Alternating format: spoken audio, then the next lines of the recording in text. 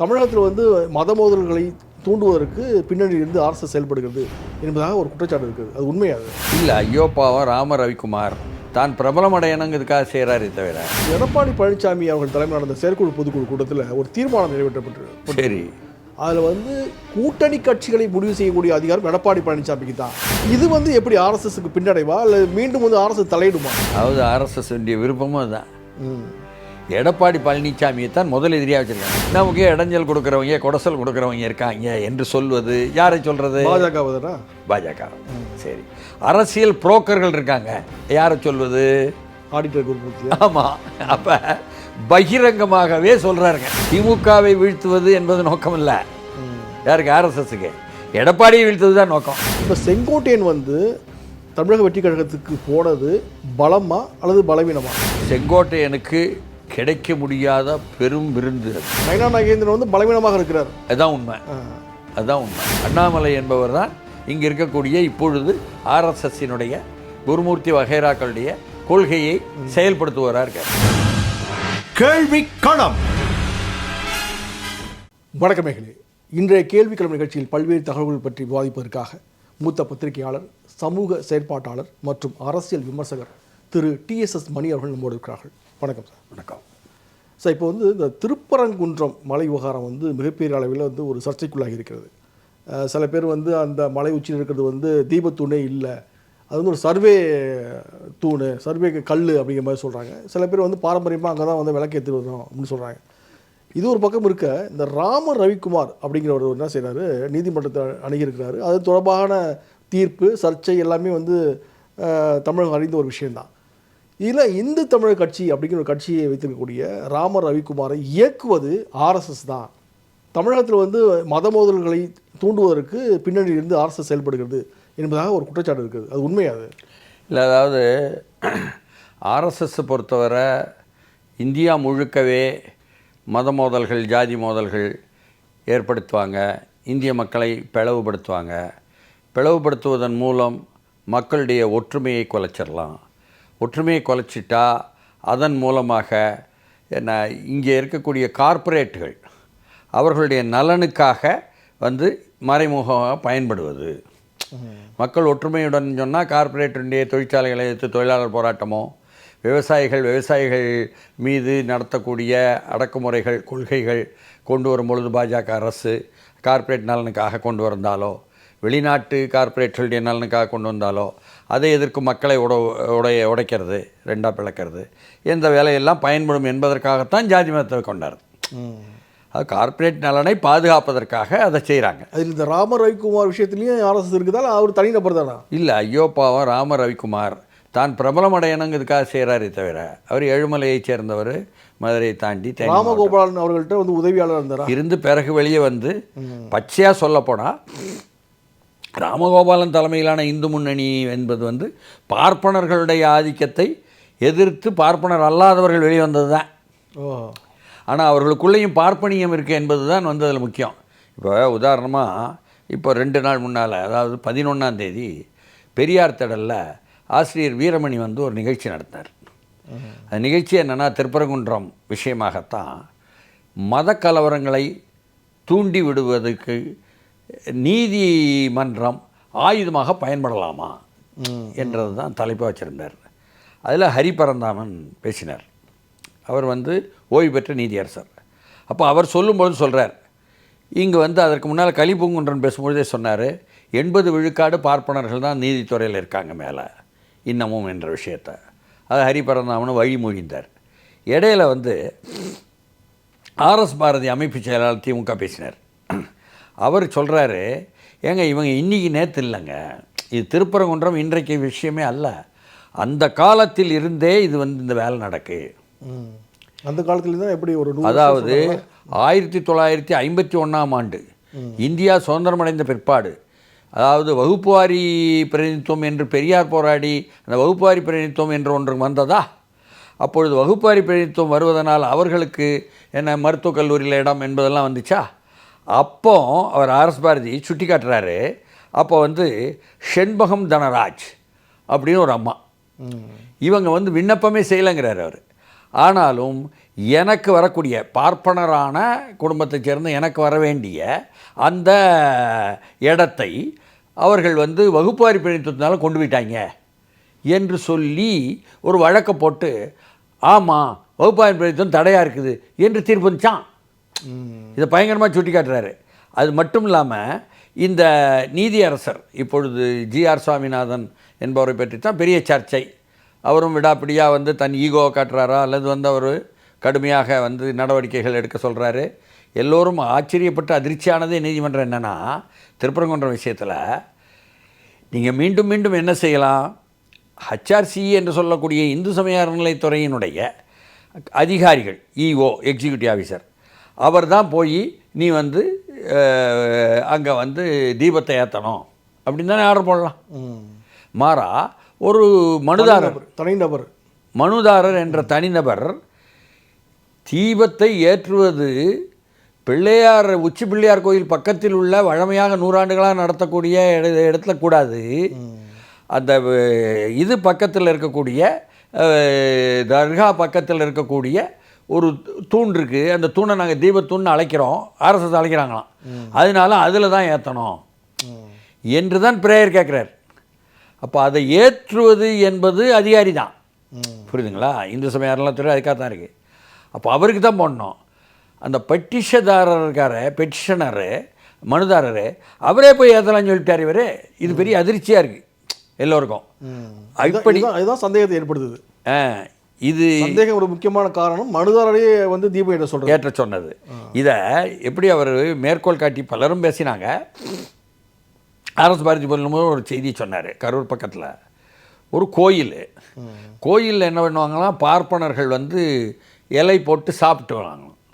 சாப்பிட்டு முடித்த பிறகு அந்த எச்சில் இலை இருக்குல்ல, அதன் மேலே அப்படி உருள்வாங்களாம் பார்ப்பனர்களே. உருண்டா அவங்களுக்கு வந்து நேரடியாக தெய்வத்தினுடைய இது கிடைக்குமா, அனுக்கிரகம் கிடைக்குமா. இது ரொம்ப மோசமாக இருக்குங்க, நாகரிகமாக இல்லையாங்க, எவ்வளவு தொற்றெல்லாம் வரும் என்று சொல்லி நீதியரசர்கள் தடுத்து வைத்த விஷயத்தை அதை மீண்டும் அதை தீர்ப்பை மாற்றி இல்லை எச்சில் அலை மேலே உருளலான்னு கொடுத்தவர் இந்த நீதியரசர் அப்படிங்கிறார். பயங்கரமாக ஐயோ இவ்வளவு மோசமாவா என்று எல்லாரும் அதிர்ச்சி அடையும். அதற்கு பிறகு என்ன அவர் சொல்லும் பொழுது என்ன இவங்க இதனாலெல்லாம் வந்து திமுகவுக்கு எதிராக கொண்டு போயிடலான்னு நினைக்காங்க. இப்படித்தான் வந்து 1971 பெரியார் செருப்பால் அடித்தார் ராமரெல்லாம் சொல்லி பரப்பினாலும் 184 தொகுதியில் திமுக ஜெயிச்சிச்சு. அதனால் மக்கள் வந்து ஆன்மீகம் அது விஷயத்தில் பார்ப்பது 90 விழுக்காட்டுக்கு மேலே மக்கள் பார்ப்பாங்க. தமிழ்நாட்டு மக்கள் ஆன்மீக ஆதரவாக இருப்பாங்க. தேர்தல் அரசியல் என்பது வேறு. அதனால் இவர்கள் வந்து தோற்றுத்தான் போவார்கள் என்ற விஷயம். ஆக வந்து ஜாதி மதத்தை வைத்து பிரித்தாளும் சூழ்ச்சிகளை வந்து RSS பின்னணி திட்டமிட்டு செய்யுது. இப்போ இதில் வந்து நீங்கள் ஏற்கனவே பல நேர்காணலில் சொல்லியிருக்கீங்க, RSSனுடைய முக்கியமான அஜெண்டாவே வந்து அதிமுகவை பிளவுபடுத்துவது, இரட்டை தலைமைக்கு கொண்டு வருவது இப்போ என்பதாக நீங்கள் சொல்லியிருக்கீங்க. ஆடிட்டர் குருமூர்த்தி போன்றவர்கள்லாம் வந்து அந்த வேலையை தான் செஞ்சுட்டு இருக்கிறாரு, உருப்படியாக செய்வாங்க திட்டமிட்டு. இதில் எடப்பாடி பழனிசாமி அவர்கள் தலைமையில் நடந்த செயற்குழு பொதுக்குழு கூட்டத்தில் ஒரு தீர்மானம் நிறைவேற்றப்பட்டு, சரி, அதில் வந்து கூட்டணி கட்சிகளை முடிவு செய்யக்கூடிய அதிகாரம் எடப்பாடி பழனிசாமிக்கு தான் அப்படிங்கிற மாதிரியான ஒரு தீர்மானம் கொடுத்துருக்காங்க. இது வந்து எப்படி RSSக்கு பின்னடைவா இல்லை மீண்டும் வந்து RSS தலையிடுமா? அதாவது RSS வேண்டிய விருப்பமும் அதுதான். எடப்பாடி பழனிசாமியை தான் முதல் எதிரியாக வச்சுருக்காங்க. இப்போ அதாவது எடப்பாடி பழனிசாமிக்கு எதிராகவே எல்லா வேலையும் RSS செய்கிறாங்க என்பது, நீங்கள் நேரடியாக தமிழ்நாட்டு RSS என்பது வந்து பார்ப்பனர்களுடைய ஆதிக்கம் என்பது இருக்குது. யதார்த்தத்தில் இருப்பது சொல்கிறோம், நமக்கு சாதி பார்க்க விரும்பலை, ஆனாலும் இருக்கிற யதார்த்தத்தில்.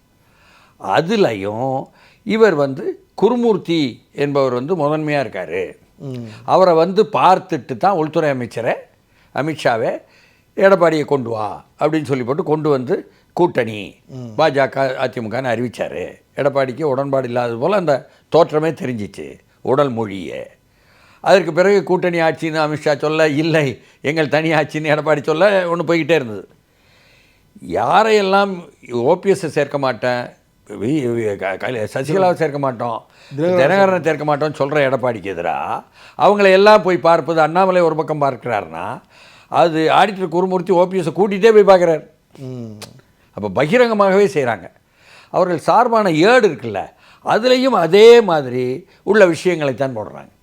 நல்லா கவனிச்சிங்கன்னா, அப்போ திட்டமிட்டே தமிழ்நாட்டு ஆர்எஸ்எஸ் வந்து பாஜக அதிமுக என்பதாக ஒரு கூட்டு வருமானால், அதிமுக தலைமையில் வருமானால் பெரியாரி அண்ணாவையும் நாங்கள் ஏற்றுக்கிட வேண்டியிருக்கோம். அது எப்படி முடியும்? அவங்க தானே எங்களுக்கு தமிழ்நாட்டில் எதிரி. ஆனால் அந்த பொதுக்குழுவில் பார்த்தீங்கன்னாக்கா தேசிய ஜனநாயக கூட்டணி அப்படிங்கிற வார்த்தையே வந்து அவங்க பயன்படுத்தலை. சரி, அதிமுக பாஜக கூட்டணி தான் அப்படி தான் சொல்கிறாங்க. அப்படிங்கிற மாதிரி ஒரு சர்ச்சை போயிட்டு இருக்கு. இப்போ அதிமுக நிலைப்பாடு என்னவா தான் இருக்குது? எடப்பாடி பழனிசாமியுடைய உள் மனசு என்ன ஓடிட்டு இருக்கு? அதாவது சிவி சண்முகம் அதில் பேசுகிறார். பேசும்பொழுது நாம் வந்து துரோகிகள் இருக்காங்க நமக்குங்கிறார். யார்? ஓபிஎஸ்ஸோ தினகரனையோ சசிகலாவையோ சொல்லலாம், வெளியேற்றப்பட்டவங்க. அதேமாதிரி செங்கோட்டையனையும் சொல்லலாம் இல்லையா? கூடவே சில பேர் இருக்காங்க. கூடவே இருந்து என்ன நமக்கு இடைஞ்சல் கொடுக்குறவங்க, கொடசல் கொடுக்குறவங்க இருக்காங்க என்று சொல்வது யாரை சொல்கிறது? பாஜகவை தானே? பாஜக. சரி, அரசியல் புரோக்கர்கள் இருக்காங்க, யாரை சொல்வது? ஆடிட்டர் குருமூர்த்தி. ஆமாம். அப்போ பகிரங்கமாகவே சொல்கிறாருங்க. உடனே அதை தலையாட்டுறாருங்க எடப்பாடி. இதுதான் வெளியில் பூரா பேச்சு, பகிரங்கமாக. அப்போது இவர்களும் அவர்களுடன் போக விரும்பவில்லை, ஒரு நிர்பந்தத்தை ஏற்படுத்தி வைத்திருக்கிறார். அதில் ஆர்எஸ்எஸை பொறுத்தவரை ஏன் விரும்பலை என்றால், அவர்களுக்கு இன்றைக்கி நடக்கிற வேலைகள்லாம் நீங்கள் நல்லா பார்த்தீங்கன்னா, ஒரு பத்திரிகையாளரை விட்டு குருமூர்த்திக்கு வேண்டிய ஒருத்தர் என்று எல்லாருக்கும் தெரியும்.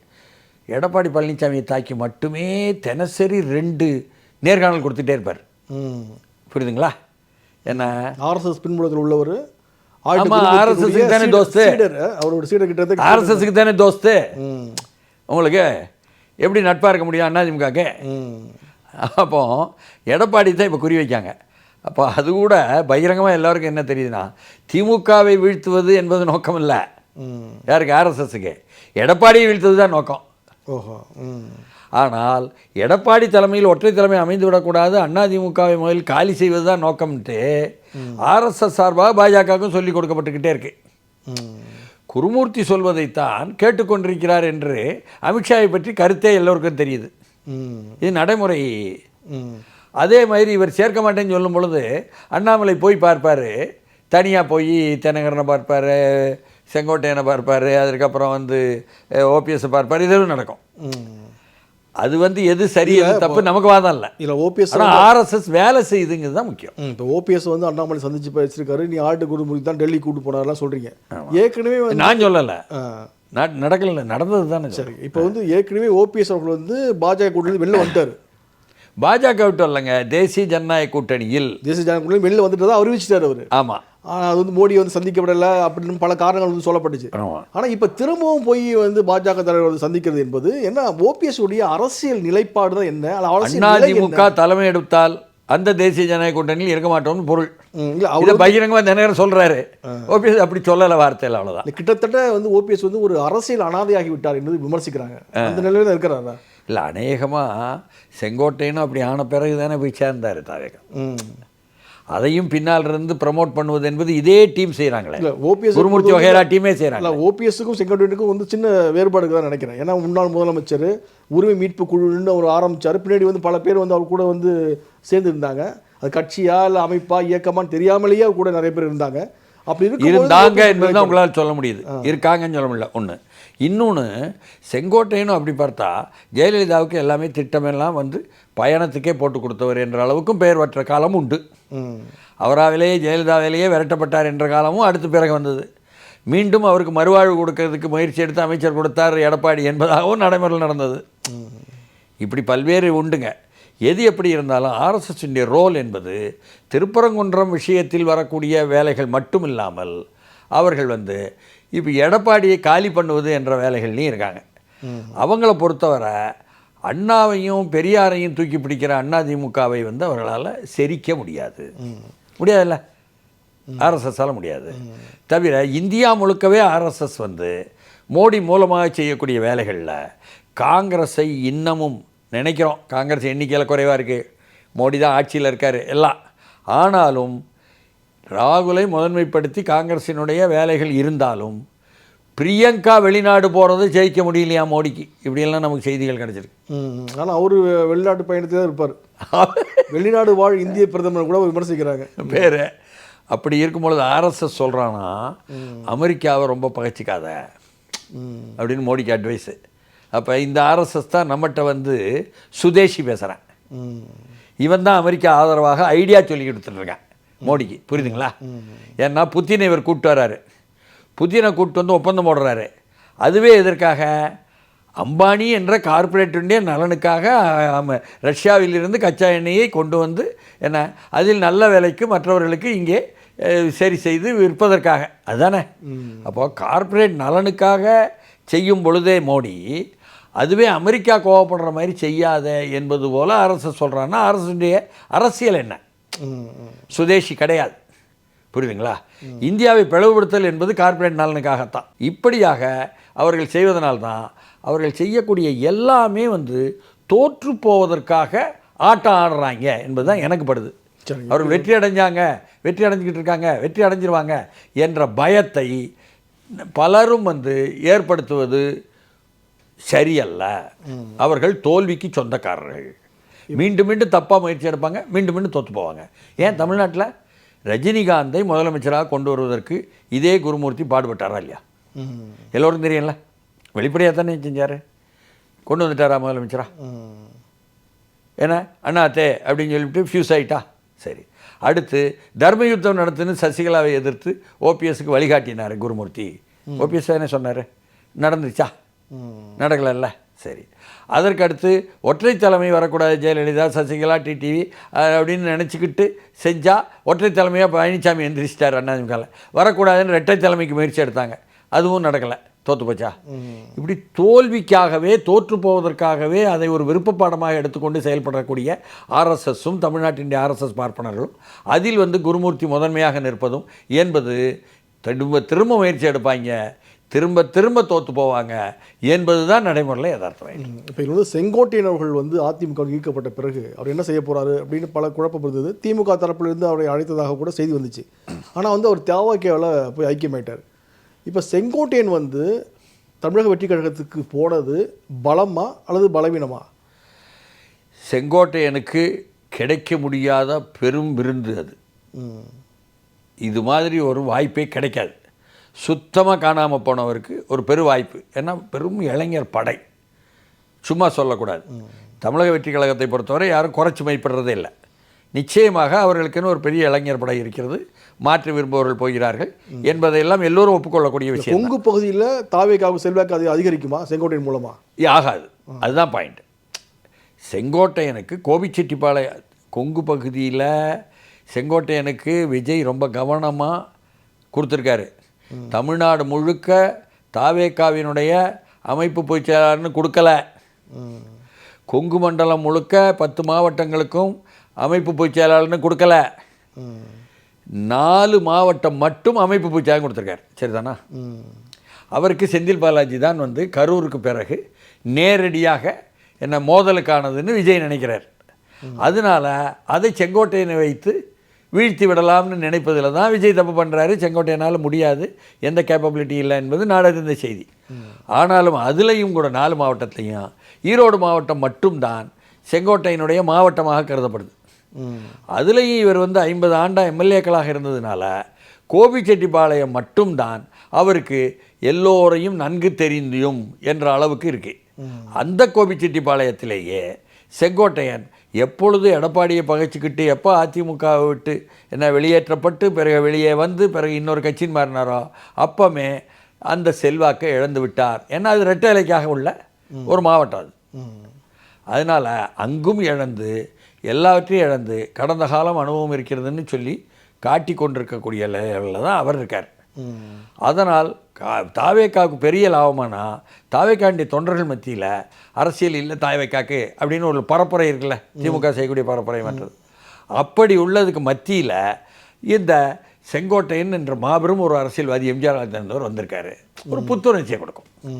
இந்த அளவுக்குத்தான் தாவேக்காக்கு அதில் வாக்குகள் வந்து அதிகமாக கிடைப்பதற்கு வாய்ப்பில்லை. அதே போது அவருடைய தொண்டர்களை உற்சாகப்படுத்தும். இப்போ செங்கோட்டையன் தொடர்ந்து வந்து நாஞ்சில் சம்பத் அங்கே போய் சேர்ந்துருக்காரு. ஆமாம், அது வந்து நிறைய ட்ரோல் பண்ணுறாங்க சோஷியல் மீடியாவில். வந்து ஏற்கனவே வந்து நாஞ்சில் சம்பத் பேசின வீடியோக்கெல்லாம் கட் பண்ணி போட்டு பதிவேற்றிட்டு இருக்காங்க. இப்போ இது வந்து உண்மையிலேயே வந்து ஒரு தாவேகாவுக்கு ஒரு பின்னடைவு அப்படின்னு கூட சில பேர் சொல்கிறாங்க. ராஜ்ய சம்பத் மூலமாக தாவேகாவுக்கு பின்னடைவா அல்லது பலமா லாபமா? இல்லை, நாஞ்சில் சம்பத் வந்ததனால் தாவேகாவுக்கு எந்த பின்னடைவும் கிடையாது. நாஞ்சில் சம்பத் ஏற்கனவே ஒரு ஒரு சில நாட்களுக்கு முன்பு விஜயை வந்து விமர்சித்து பேசக்கூடிய பேச்சையும் 1000 பேச்சு கட் பண்ணி போடுறாங்க. 1000 கட் பண்ணி போடலாம். அவர் 1000 இடத்துல போய் 1000 பேசியிருக்கலாம். நாஞ்சில் சம்பத்தினுடைய குணாம்சமே அதுதான். ஆனால் இப்பொழுது இருக்கும் இடத்தில் மிக பிரமாதமாக ப்ரமோஷன் பண்ணி மிகச் சிறந்த முறையில் பேசுவதற்கு வல்லவர் நாஞ்சில் சம்பத். நாஞ்சில் சம்பத் அவருடைய தமிழிலும் சரி, அதனுடைய இனிமையிலும் சரி, அதனுடைய சரளமான தென்றல் போற வரக்கூடிய அந்த தன்மையிலும் சரி, நிச்சயமாக இளைஞர்கள் மட்டுமல்ல எல்லோரையும் ஈர்க்கக்கூடியவர். அப்பொழுது விஜய் பக்கத்தில் உள்ள பலமான அம்சங்களை, தாவேகாவில் இருக்கக்கூடிய நல் வாய்ப்புகளை எடுத்து இயம்புவதற்கு ஒருத்தர் வேணும்ல, தமிழாய்ந்த ஒரு அறிஞர் வேணும்ல. அது நாஞ்சில் சம்பத்து சரியான ஆள். அதனால் அவருடைய பேச்சுக்கு கூட்டமாக கூட்ட போகிறாங்க. அவருடைய பேச்சு அதேமாரி காணொளிகளில் பரப்பப்பட போகுது. இது அவர்களுடைய தொண்டர்களை மேலும் உற்சாகப்படுத்தி இயங்க வைக்கும் என்ற அளவுக்கு தாவேகாவுக்கு பெரும் லாபம் அதனால் இருக்குது. ஆனால் வந்து நாஞ்சில் சம்பத்துக்கு வந்து ஒரு 50 லட்சம் ரூபாய் தேவை இருந்தது. அந்த 50 லட்சம் ரூபாய் வந்து திமுக தரப்பில் இருந்து யாரும் கொடுக்கல. அதனால தான் வந்து தாவேகாவுக்கு போயிட்டாரு அப்படிங்கிற மாதிரியான ஒரு செய்தி பரவுது. அதில் ஏதாவது உண்மை இருக்கா? இல்லை, நாஞ்சில் சம்பத் என்ன சொல்கிறாரு, என்னை வந்து கூப்பிட்டாங்க, என்னை வந்து திமுகவில் பேச்சாளர்களை எல்லாம் தேர்வு செய்ய சொன்னாங்க, அதெல்லாம் என்கிட்ட தான் வந்தாங்க. அதற்கு பிறகு என்ன திடீர்னு அந்த முற்போக்கு புத்தக திருவிழா அப்படின்னு சொல்லி அதில் வந்து அறிவுஜீவிகளுடைய கூட்டமாக அதில் என்னை வந்து விட்டுட்டாங்க, கூப்பிடலை. அப்புறம் இன்னொரு இடத்துலையும் என்னை ஃபிக்ஸ் பண்ணிவிட்டு கூப்பிடலை. இப்படியாக நான் பேசி தான் வந்து என்னுடைய வாழ்க்கையை ஓட்டுபவர். அப்படி இருக்கும்போது பேச்சாளர் என்ற விஷயத்தில் அவருக்கு முற்றுப்புள்ளி வைக்கும் பொழுது அவருக்கு அது கோபமாயிருச்சு. அப்போ நான் இந்த இடத்தில் இருக்க முடியாது என்ற நிலை எடுத்தேன் என்பது அவர் விளக்கம். அவர் ஒன்றும் பொய்யா சொல்லலை, தப்பாக சொல்லலை, நடைமுறையில் நடந்தது சொல்கிறார். அப்படித்தான் அது வந்து சரி. இப்போ இதில் வந்து இப்போ ஓபிஎஸ் அவர்கள் வந்து என்ன பண்ண போகிறாரு அப்படிங்கிற மாதிரியான சில விஷயங்கள் வந்து அரசியல் விமர்சனங்களாக உற்று நோக்கப்படுகிறது. அதேமாதிரி டிடிவி தினகரனுடைய நிலைப்பாடும் என்னவாக இருக்கும்? அவரும் தமிழக வெற்றி கழகத்துக்கு பக்கம் சாஞ்சிடுவாரா? ஆர்எஸ்எஸ், தமிழ்நாட்டினுடைய ஆர்எஸ்எஸ் விரும்புவது போல பாஜக பழனிசாமியை விட்டுவிட்டு, பழனிசாமியை உடனிருந்து கொல்லும் வியாதியாக கொஞ்சம் முடிஞ்ச அளவு பாதிச்சாச்சு, இனிமேல் கடுமையாக திட்ட ஆரம்பிச்சாச்சு. ஆர்எஸ்எஸ் மூலம் வெளியே வந்து பாஜக தனியாக, தேசிய ஜனநாயக கூட்டணியினுடைய தலைமை பாஜக தான் என்ற ஆர்எஸ்எஸ் விருப்பப்படி எடுத்து அதிமுக அல்லன்னு வெட்டி விட்டுட்டு, அதற்கு பிறகு அதில் வந்து ஒரு டிடிவியினுடைய அம்மா மக்கள் முன்னேற்ற கழகத்தை சேர்த்துக்கொள்வது, ஓபிஎஸ்ஸினுடைய அணியை சேர்த்துக்கொள்வது, சசிகலாவுடைய ஆதரவை பெறுவது என்பதாக செய்தால் அதன் மூலமாக பாஜக வெற்றி பெறப்போகுதோ வெற்றி அடையவில்லையோ, பாஜகவுக்கு அகில இந்திய ரீதியில் வரக்கூடிய தேர்தல் நிதி இருக்குல்ல, அது அதிமுக போடாமல் இருக்கும்ல. அதே மாதிரி பாஜகவுக்கு அகில இந்திய ரீதியில் இருக்கக்கூடிய அமைச்சர்கள் எல்லாம் வந்து பிரதமர் உட்பட வந்து இப்போ பரப்புரை செய்கிறதுக்கு வருவாங்கல்ல, அது அதிமுக போடாமல் இருக்கும்ல, அதில் வெற்றி அடைவாங்க ஆர்எஸ்எஸை பொறுத்தவரை. அதனால் அதிமுகவை இன்றைக்கு வந்து அதுவும் குறிப்பாக பழனிசாமியை தாக்குவது என்பதை திமுக பக்கமே சொல்கிறாங்க. ஆமாம், அப்படி தான் செய்கிறாங்க அப்படின்னு சொல்லிவிட்டு அது பாஜக செய்கிறதா சொல்கிறாங்க. ஆனால் தலைவர் நான் என்ன சொல்கிறேன், ஆர்எஸ்எஸ் செய்யுது, குருமூர்த்தி செய்கிறாரு என்பது தான். ஆனால் கூட்டணியுடைய தலைவர் வந்து எடப்பாடி பழனிசாமி தான் தமிழ்நாடு அப்படின்னு இப்போ சொல்லியிருக்கு. தலைமை அதிமுக நாளைக்கு மாறலாம்ல. தலைமை மாறிடுச்சுன்னா, தலைமை வந்து பாஜக ஆயிடுச்சுன்னா, ஏன் விடாப்பிடியா டிடிவி அதுக்கு இவங்க ஒத்துக்குவாங்களா? அதிமுகவும் இது எடப்பாடி பழனிசாமி ஒத்துக்குவாங்களா? அவங்க வெளியே போக தயார் தானே. அவங்க இவங்கனால பாதிப்புன்னு தானே நினச்சிக்கிட்டு பல்ல கடிச்சிட்டு உட்காந்துருக்காங்க. அவங்க தான் பொதுக்குழுவை கூப்பிட்டு இவங்களை திட்டுறாங்களே, அது பகிரமாக தெரியுதா? அது மட்டும் இல்லை, அதிமுகவை பொறுத்தவரை என்ன, டிடிவி தினகரன் பழனிசாமி முதலமைச்சராக இருக்கக்கூடாது, அப்படியானால் தான் தேசிய ஜனநாயக கூட்டணிக்கு வருவேன்னு சொல்கிறாரு. டிடிவி தினகரனுடைய குரலாக அவர் சொல்ல வைக்கப்படுகிறாரான்னு தெரியுமா உங்களுக்கு? நீங்கள் ஆர்எஸ்எஸ்ஸினுடைய தலைமை பார்ப்பனர்கள் தமிழ்நாட்டில் குறிப்பாக குருமூர்த்தி வகைராக்கள் ஒரு ஓபிஎஸ்ஸையும் ஒரு அண்ணாமலை மூலம் டிடிவியும் எல்லோரையும் டீல் பண்ணிக்கிட்டு இருக்கும் பொழுது பழனிசாமியை முழுக்க முழுக்க தாக்கி டேமேஜ் பண்ணிக்கிட்டு எந்திக்கவே முடியாதவர் 10 தோல்வி பழனிசாமி மீண்டும் 11 தோல்வி பழனிசாமி தான் என்று பரப்புரை செய்யும் பொழுது அவர்களுடைய வகைராக்கள் மூலமே பரப்புரை செய்கிறாங்கல்ல, அவர்களுக்குன்னு சொல்லி பத்திரிகையாளர் இருப்பாங்க, அது மூலம் செய்கிறாங்க. அதே மாதிரி வந்து அவங்களுடைய நாளேடுன்னு இருக்குது, ஆதரவு நாளேடு, அதுலேயும் பரப்புரை செய்கிறாங்க. இவ்வளவு செய்கிறவங்க சொல்லக்கூடிய அதே விஷயத்தை ஒத்து அங்கே டிடிவி தினகரன் பழனிசாமி தலைமையில் அல்ல முதலமைச்சர் என்று சொல்லுங்க, தேசிய ஜனநாயக கூட்டணி வர்றேன்னு சொல்லுவதற்குல்ல, அது ஆர்எஸ்எஸ் தமிழ்நாட்டில் வைக்கக்கூடிய அந்த வேலை திட்டத்தை ஒத்துருக்கா? அப்போ அப்படி ஒன்று வந்து போயிடுச்சுன்னா போனால் போட்டு. ஒரு பாஜக மாவட்ட தலைவர் ஒருத்தர் ஃபோன் பண்ணி சொல்கிறாரு, என்ன தான் நாங்கள் அதிமுகவோட போனாலும் அதிமுகவினுடைய வாக்காளர்கள் இருக்காங்கல்ல, அவங்க எங்களுக்கு நாங்கள் கூட்டணியாக நின்னாலும் போட மாட்டாங்க, போட மாட்டாங்கன்னே சொல்கிறாங்க. அதிமுகவினுடைய அதிமுகவினுடைய தொண்டர்கள் கூட போடலாம் இல்லையா, தலைமை சொன்னது. ஆனால் வாக்காளர்கள்னு ஒரு பெரும் பகுதி இருக்குது தொண்டர்களை விட. சட்டமன்ற உறுப்பினர் வச்சுருக்காங்களே பாஜக, அது வந்து பாஜகவோட சொந்த செல்வாக்கா என்ன? அதிமுக ஓட்டு தானே சட்டமன்றத்தில் இருக்காங்கல்ல எம்எல்ஏக்கெல்லாம், அதெல்லாம் அதிமுக தானே. அதான் சொல்கிறேன், 4 பேர் ஜெயிச்சதையும் அதிமுக ஜெயிச்சதுன்னு தானே சொல்கிறீங்க. இப்போ இந்த முறை 10 முறை கூட இருந்து அதிமுக கூட 10 பேர் ஜெயிச்சாங்கன்னு வச்சுக்கோ, மறுபடியும் அதிமுக ஜெயிச்சதுன்னு தானே சொல்லுவீங்க, இதேமாரி கமெண்ட் அடிப்பீங்கள்ல. அதுக்கு மானம் ஒரு 10 சீட்டு தமிழ்நாட்டில் வந்ததுனால என்ன இருக்கிற மானமும் போயிடும். பெரியாரே அண்ணாவையும் கொண்டு போய் எல்லா இடமும் சேர்க்க வேண்டியிருக்கும், இந்துத்துவாவை சேர்க்க முடியாது. ஆனால் பாஜக தலைமையிலான தேசிய ஜனநாயக கூட்டணி, அதில் டிடிவி இருக்கிறார், அதில் ஓபிஎஸ் இருக்கிறார்னா இந்துத்துவாவை கொண்டு போகலாம்ல, தங்கள் கொள்கையை கொண்டு போகலாம்ல. சரி, இப்போ இதில் அண்ணாமலை வந்து ஒரு ரோல் பண்ணிட்டுருக்காரு. இப்போ டிடிவி தினகரன் சந்திக்கிறது, ஓபிஎஸ் சந்திக்கிறது, டெல்லி போகிறது.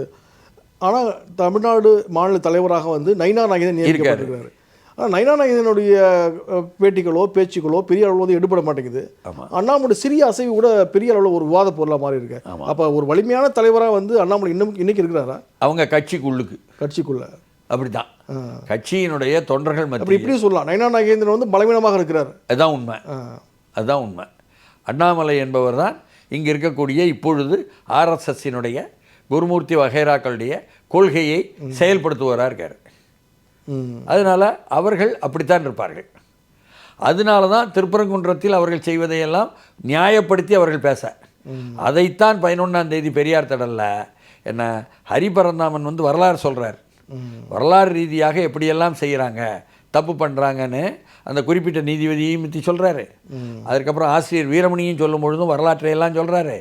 நாங்கள் வந்து பார்ப்பனர் என்பதற்காகவோ அந்த சுவாமிநாதன் என்ற தனி மனிதனையோ எதிர்க்கலை, அவர் செய்யக்கூடிய அந்த தீர்ப்புகள் வந்து சட்டத்திற்கு புறம்பாக இருக்குதே என்பதனால்தான் சொல்கிறோம் என்பதை சுட்டிக்காட்டுறார் ஆசிரியர் வீரமணியம். அதில் பல விஷயங்களை அன்றைக்கு வந்து என்ன எடுத்து சொல்லி வியம்பினார், என்ன விளக்கிறாங்கன்னு வைங்களேன்.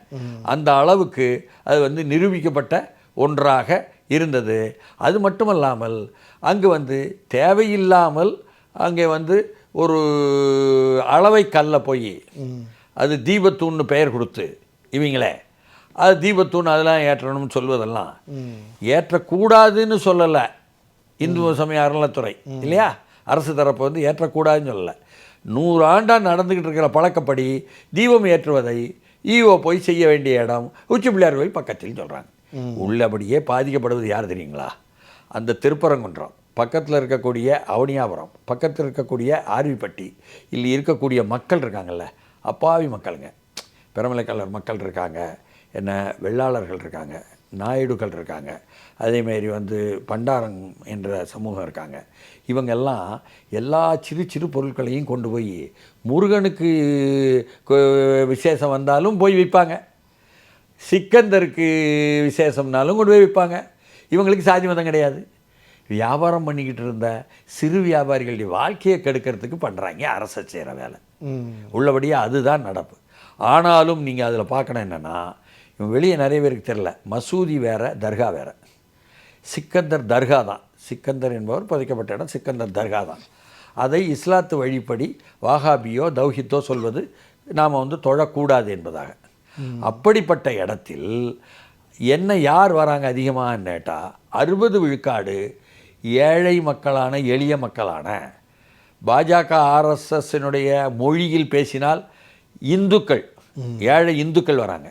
நாம் யதார்த்த மொழியில் பேசினால் தாழ்த்தப்பட்ட, பழங்குடி, மிகவும் பிற்படுத்தப்பட்ட எளிய மக்கள் வராங்க. அவர்கள்தான் பயன்பெறுறாங்க தங்களுடைய உளவியல் ரீதியான ஒரு ஆற்றுப்படுத்தலுக்கு. அப்போது அவர்கள் இஸ்லாத்துடன் நல்லுறவு கொள்வது இந்திய வரலாற்றில் இருக்கிறது. அதனால் இந்த தர்காக்களை குறிவைக்கிறோம் என்பது தான் ஆர்எஸ்எஸ் நோக்கம்.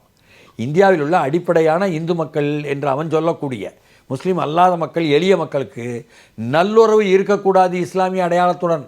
அதுக்கு தர்காக்கள் தான் வழிவகுக்கிறது. அதனால் தர்காக்களை குறிவைங்கிறாங்க.